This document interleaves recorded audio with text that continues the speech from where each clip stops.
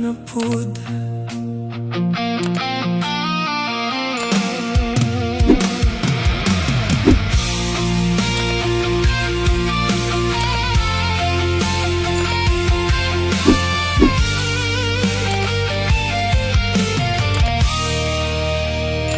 Sa'yo mo bangon, wala pa'y adlaw, araro sa abaga, lakaw sa uma.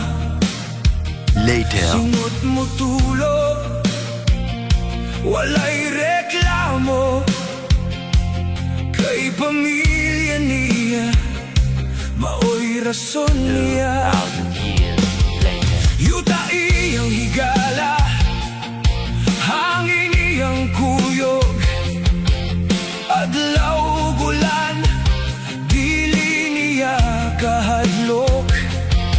Bisan kapoy na, padayon gihapon, kayug masanak, iyang gihandom. Matag binhi, iyang gisalig, matag damgo, iyang gihagid, bisan lisod, dili mo hunong, kasing-kasing ligo. Lalaki sa uma, kusog ug dughan, magsasakang Bisaya, dili mo dagan.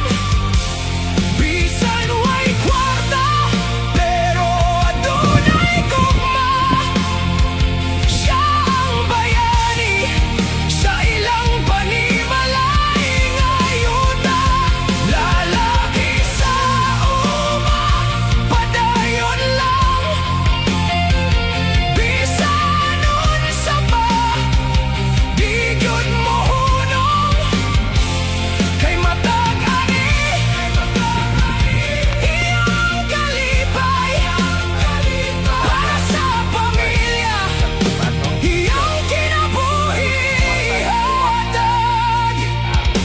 Kamot nga gahi, tungod sa trabaho, na ay mga samad, pero walay reklamo. Sa gabi magampo, hilong nga tingog, Lord, tabangi ko, maoray iyang hangyo. Tulog ka anak, iyang gipangandoy, maka-eskwela, dili maglisod, bisan siya ra magantos sa tanan, basta sila okay, kontento na siya. Sa ulan kusog, magpadayon, sa init grabe, di mo hunong, kaya nguma, dili lang yuta, kundi kinabuhi niya.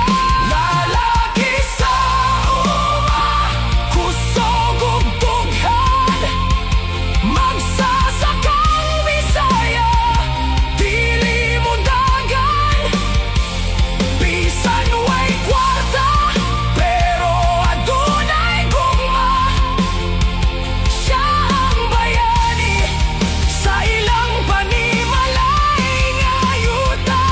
Lalaki sa uma, padayon lang, bisan unsa pa, di gyud mo hunong, kay matag ani iyang kalipay, para sa pamilya, iyang kinabuhi hatag.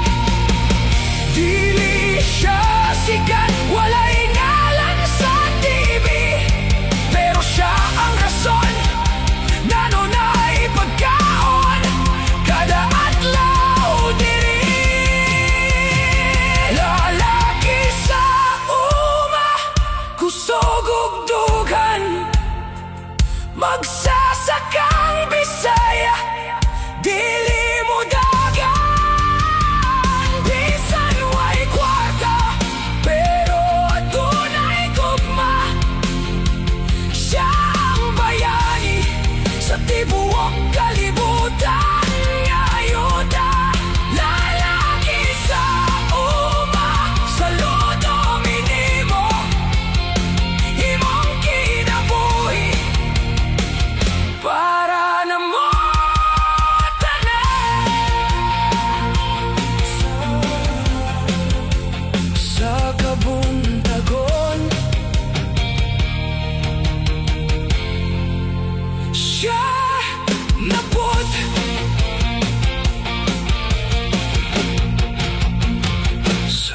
kabuntagon.